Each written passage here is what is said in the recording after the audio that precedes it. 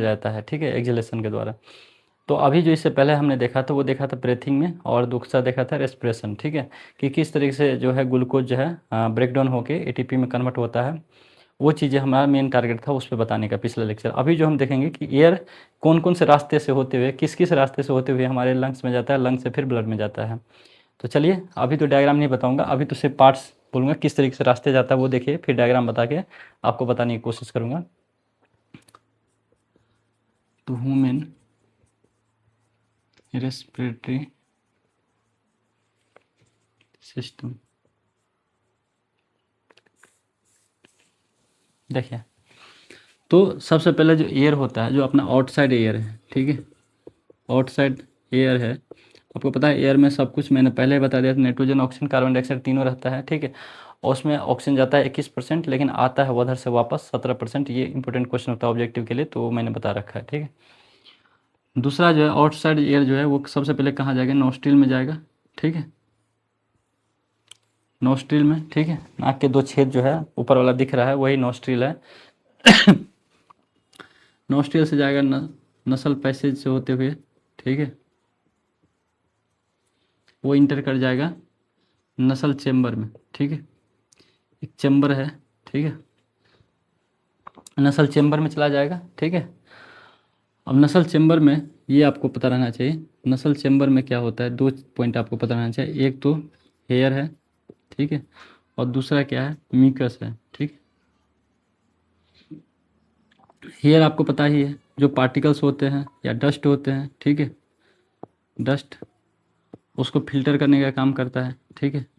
ये भी म्यूकस क्या होता है, एक चिपचिप का तरल पदार्थ होता है, ठीक है, एक जेली लाइक सब्सटेंस होता है, जिसमें क्या होता है कोई भी जो डस्ट पार्टिकल्स है, ठीक है, मेन काम दोनों का एक ही है, डस्ट पार्टिकल्स जो भी होते हैं या धूलकण होते हैं, डस्ट होते हैं, वो क्या होता है उसको चिपक जाते हैं। जो बड़े होते हैं वो तो एयर में ही फिल्टर कर लेते हैं, लेकिन जो एयर से नहीं हो पाता वो क्या होता है, म्यूकस में क्या होता है कि जेली लाइक जो होते हैं सब्सटेंस होते हैं, उसमें क्या होता है चिपक जाते हैं, ठीक है। हमको क्या है, फ्रेश एयर चाहिए लंग्स को ना, ज़्यादा वो डस्ट वस्ट देंगे तो क्या होगा, एयर क्या हो जाएगा, सॉरी हमारे लंग्स ख़राब हो सकता है कि नहीं ना, गंदगी भर जाएगा उसमें। तो म्यूकस का मेन काम ये होता है, जो डस्ट पार्टिकल्स होते हैं वो अपने में चिपका लेता है, ठीक है जी, जो धूलकण गर्दा होता है। देखते होंगे वो कुछ दिन के बाद आपके गंदगी भी आप निकाल निकाल के बाहर फेंक देते हो। ठीक है, चलिए अब बात करते हैं नसल चेम्बर से एयर जो जाएगा वो कहाँ जाएगा, फेरेनिक्स में जाएगा।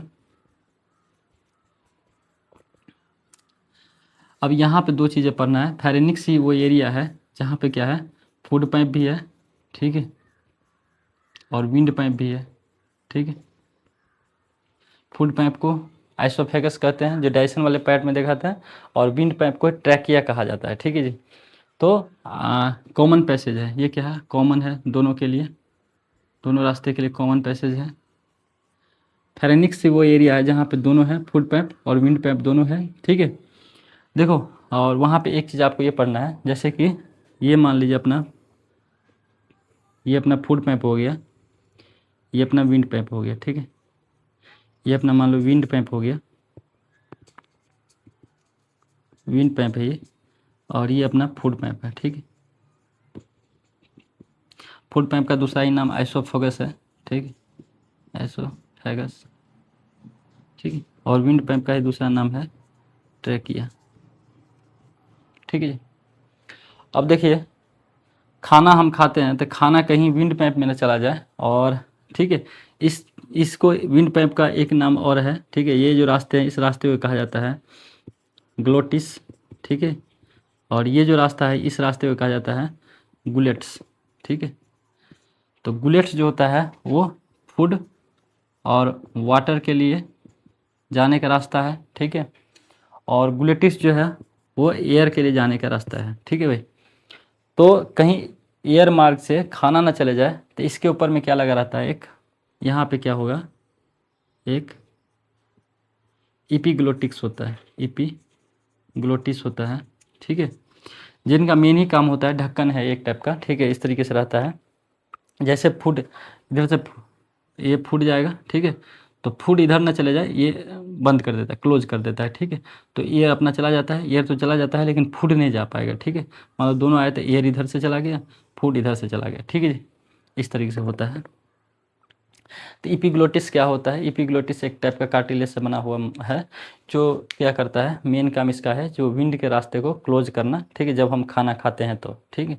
तो इसीलिए खाना खाते समय बात भी नहीं करना चाहिए, बोला जाता है, नहीं तो खाने का जो कुछ पार्टिकल्स है वो खाना जो है वो चला जाएगा विंड पाइप में, जिससे आपको वो जो होता है, हाँ, क्या बोलते हैं उसको, छींकना उसके द्वारा फिर बाहर आ जाता है, क्योंकि वो सारी चीज़ें आपको पता ही है, ठीक है। तो इसलिए आप बातें मत किया करो खाने खाने टाइम, नहीं तो जो खाना है वो अपना विंड पाइप में, ट्रेकिया में चला जा सकता है, ठीक है। लेकिन इतना होता नहीं, क्योंकि ब्रेन बहुत ही पावरफुल होता है, हर चीज़ पे कंट्रोल रखा हुआ है ब्रेन ने, अपना ब्रेन समझ जाता है। वो तो जल्दी जल्दी में कभी कंफ्यूज हो जाता है ब्रेन, तो नहीं समझ पाता है, नहीं तो ब्रेन एक प्रॉपर फंक्शन करते रहता है। जब भी खाना खाते हैं तो ऑटोमेटिक वो क्लोज हो जाता है, ठीक है जी। अब हम बातें कर लेते हैं फेरेनिक्स से जो है एयर कहाँ जाएगा, लैरिनिक्स में, ठीक है, लैरिनिक्स में। और यहीं पे होता है साउंड बॉक्स, इसको कहा जाता है साउंड बॉक्स, ठीक है। और ये साउंड बॉक्स है, और इसमें क्या होता है, एक वोकल कॉर्ड होता है, जब जाओगे तो आप पढ़ोगे कुछ वोकल कॉर्ड इस तरह से दो झिल्ली होता है, ठीक है जी। और इससे होता है एयर पास करता है तो फड़फड़ाता है। बाकी अपना टंग जो है और लिप्स जो है वो हेल्प करता है कि कौन सा आवाज़ बोलना है, क्या बोलना है, ठीक है। बाकी उसका मेन काम है आवाज़ निकालना, ठीक है, वोकल कॉर्ड का। लेकिन क्या बोलना है और कैसे बोलना है तो ये इसमें टंग हेल्प करता है, ठीक है। तो बहुत सारे चीज़ें, और लिप हेल्प करता है बहुत सारे, जैसे बहुत बोल रहे हैं तो ब बोले तो अपना लिप उसमें हेल्प किया, ठीक है। और जैसे टंग बोले तो टंग में तो अपना टंग ही हेल्प कर रहा है, ठीक है। तो वोकल कॉर्ड का मेन है आवाज़ निकालना। तो मेरा तो चलो वोकल ही 6 बार चला गया है तो चलो ये टूट जाता है इसकी नसें, तो हम बोल नहीं पाते हैं, यही प्रॉब्लम था मुझे और अभी भी है, ठीक है। चलिए अब हम बातें कर लेते हैं लेरिनिक्स से कहाँ जाएगा, जो एयर है वो जाएगा अपना ट्रेकिया में, ठीक है, जिसे विंड पाइप कहते हैं, ट्रेकिया भी है विंड पाइप, ठीक है। और यहाँ से एयर जाएगा अपना, देखो विंड पाइप में ही क्या होता है, एक सीलिया होता है, ठीक है, इसके बारे में पढ़ लो। यहाँ भी क्या है, एक सीलिया में म्यूकस होते हैं, ठीक है। और यहाँ भी क्या है, एक चिपचिपा जेली लाइक सब्सटेंस है, जो आपके जो ट्रेकिया है उसमें इस तरीके से होता है, ठीक है। और उस पर तो बहुत सारे ऐसे डस्ट पार्टिकल्स जो होते हैं वो क्या होता है, इस जब जेली लाइक सब्सटेंस में जाते हैं तो चिपक जाते हैं, जिसको कफ के द्वारा हम क्या करते हैं, बलगम के द्वारा बाहर निकाल फेंकते हैं, ठीक है। तो ये भी एक अच्छा पॉइंट है आपके लिए, ठीक है। चलिए इसके बाद ट्रेकिया से कहाँ जाएगा, ब्रोंकी में, ठीक है, जो हम बातें करेंगे और दिखाएंगे आपको। अभी ध्यान रखना है ब्रोंकी, और ब्रोंकी से कहाँ जाएगा एयर हमारा, जो होगा ब्रोंक्यूलस में जाएगा, ठीक है, ब्रोंक्यू ब्रोंक्यूलस, ठीक है। और ब्रोंक्यूलस से कहाँ जाएगा हमारा एयर, फिर से, ठीक है, ब्रोंक्यूलस से चला जाएगा अल्वियोली में। बाकी और भी है, लेकिन आपको अभी इतना ही सिलेबस में है, ठीक है आपके। और यहाँ से फिर चला जाएगा एल्वियोली से ब्लड में, ठीक है, हमारे ये ऑक्सीजन, ठीक है। तो ये प्रोसेस होता है। अभी मैं डायग्राम में दिखाऊं तो सिंपल डायग्राम में बनाऊंगा, ज़्यादा वो नहीं है हमारे, ठीक है।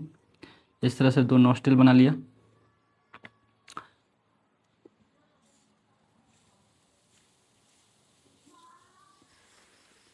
ठीक है भाई। और अगर मैं, ये नोस्ट्रिल हो गया, ये नसल चैम्बर, ये फेरेनिक्स हो गया, यहाँ पे देखोगे तो लैरिनिक्स है, ठीक है, लैरिनिक्स है, ये फेरेनिक्स मान लो, ठीक है। यहाँ पे अपना नसल चैम्बर है, ठीक है। और ये नोस्ट्रिल हो गया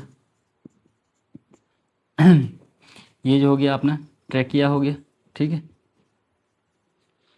ट्रैकिया बोलो चाहे विंड पाइप बोलो, ठीक है। अब चलो यहाँ पे मैं बता देता हूँ, ठीक है, ये अपना विंड पाइप आया,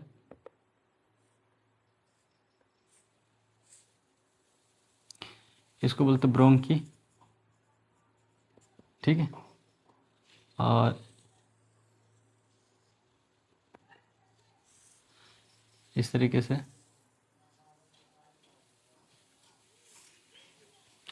ठीक है भाई, ये ब्रोंकी में फर्दर डिवीजन होता है, और बहुत सारे जो होते हैं आप पढ़ोगे जाके। और इस पर बैग लाइक स्ट्रक्चर होता है हर ब्रोंक्यूलस में। ये तो ब्रोंकी हो गया, ठीक है, ब्रोंकी जो अंदर चला जाता है, ठीक है, ये छोटे वाले हैं, ठीक है, इसको बोलते हैं ब्रोंक्यूलस, ठीक है। ये बड़े से होते हैं पाइप, बड़े पाइप धीरे धीरे जाके छोटे पाइप में कन्वर्ट होते हैं और बहुत सारे ढेर सारे पाइप में कन्वर्ट हो जाते हैं, तो इसको बोलते हैं ब्रोंक्यूलस, ठीक है। ये तो बड़े पाइप आया, ठीक है, इसको बोलते हैं ट्रैकिया। और ये बड़े पाइप जो है दो छोटे पाइप में कन्वर्ट हो गया, ठीक है, ये बड़े पाइप दो छोटे में कन्वर्ट हो गया तो उसको ब्रोंकी बोलती है। और ये ब्रोंकी जो हो गया फर्दर ये जब लंग्स के अंदर में जाएगा तो बहुत सारे छोटे छोटे पाइप में कन्वर्ट हो जाएगा, जिसको ब्रोंक्यूलस बोले। और ब्रोंक्यूलस से बहुत सारे एक पतली नली निकलेगा और इस नली के ऊपर में क्या होगा, एक बैग लाइक स्ट्रक्चर होगा, ठीक है, बैग लाइक स्ट्रक्चर, ठीक है, उसको हम बोलते हैं अल्वियोली। क्या बोलते हैं, अल्वियोली, ठीक है जी। और अल्वियोली, ये अल्वियोली हो गया मान लीजिए। और इसी से क्या अपना जो ये मान लो ब्लड का ब्लड वेसल्स हो गया, ठीक है, ब्लड वेसल्स, ये अल्वियोली हो गया। अब आपने ऑक्सीजन यहाँ तक ला दिया, ठीक है, तो यहाँ पे हाई कंसंट्रेशन ऑक्सीजन है, ठीक है, हाई कंसंट्रेशन है। और यहाँ पे ऑक्सीजन अभी नहीं है, कम है, तो लो कंसंट्रेशन है, ठीक है।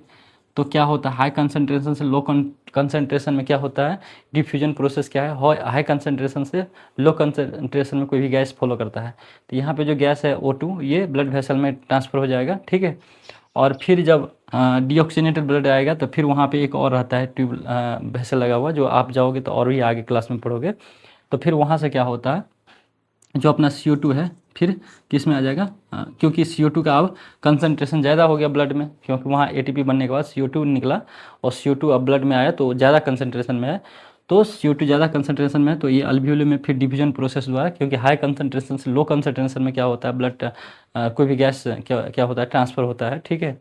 और यहाँ पे O2 जो था हाई, जब हम एयर लिए थे, इन्हेलेशन किए थे, तो O2 का कंसंट्रेशन ज़्यादा था एल्वियोली तक जाते जाते, तो O2 अथी सॉरी बोलते हैं और ब्लड वेसल में क्या था, कम था, तो वहाँ डिफ्यूजन प्रोसेस द्वारा ये इस तरीके से जाता है। तो याद रखिएगा CO2 इस तरीके से अल्वियोली में, O2 इस तरीके से जाता है, ठीक है। और ये प्रोसेस चलते रहता है, ठीक है भाई। अब बात दूसरा याद रखना है, इस पर क्या होता है, एक रिब केज, ठीक है, ये रिब केज है, ठीक है, ये लगभग 12 पेयर होते हैं, ये ध्यान रखिएगा। और यही जो होता है रिब केज, जब ऊपर की तरह जाता है, जब ये ऊपर की तरह जाएगा तो इन्हेलेशन होगा, ठीक है, अपवार्ड जाएगा, ये इन्हेलेशन में मदद करता है। और ये क्यों करता है, तो इसके बीच में जो होता है इंटरकोस्टल मसल होता है, इंटरकोस्टल मसल होता है, ये भी जाओगे तो आप आगे पढ़ोगे, ठीक है, अभी आपका सिलेबस का पार्ट नहीं है शायद। तो इंटरकोस्टल मसल के उसको ब्रेन ही कंट्रोल करता है, ठीक है। बाकी ये इनवॉलंटरी मोशन है, तो इसमें कोई वो है नहीं, हमारे ऊपर कंट्रोल नहीं है, हम करेंगे भी तो कुछ समय के लिए करेंगे। तो रेस्पिरेटरी सिस्टम एक्चुअली क्या है, इनवॉलंटरी है, ठीक, इनवॉलंटरी है, ठीक है, इस पर हमारा कंट्रोल नहीं है, ठीक है, ये चलते रहता है प्रोसेस। तो आपने देख लिया ये सारी चीज़ें और आशा करते हैं ये सारी चीज़ें पता भी हो गया होगा अब।